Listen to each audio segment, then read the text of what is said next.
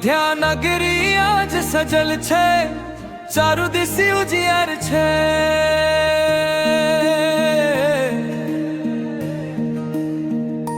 अयोध्या नगरी आज सजल छे, चारू दिशि उजियार छे।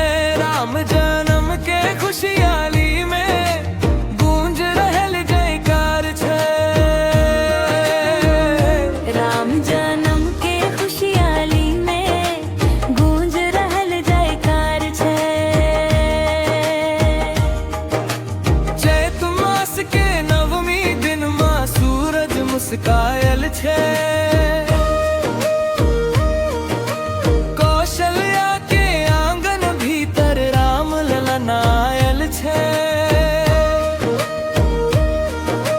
ढोल मृदंग बाजे जोर से नाचे सब संसार।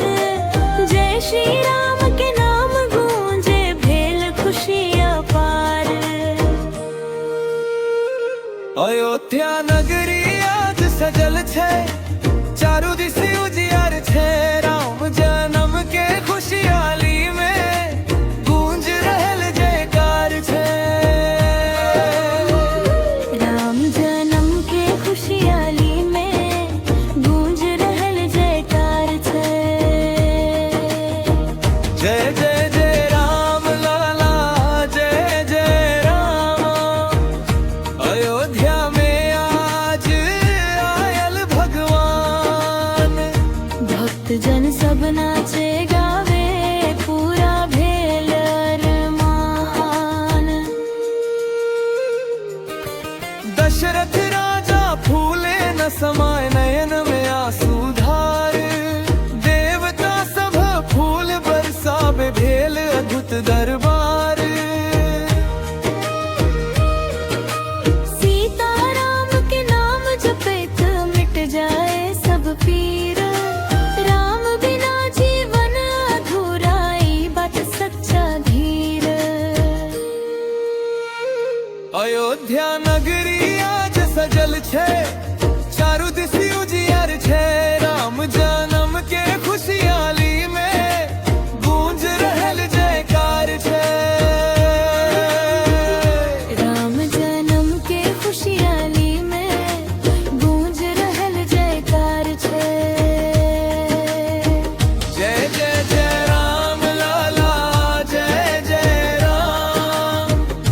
अयोध्या में आज आयल भगवान।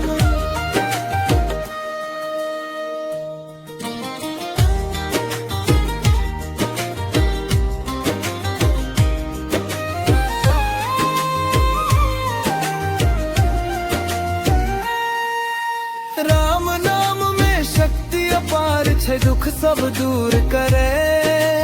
जे मन से राम के भजै छे, ओकर नैया पार करे। चलो सब मिल राम गुंजन गावी, दीप जलावी आज।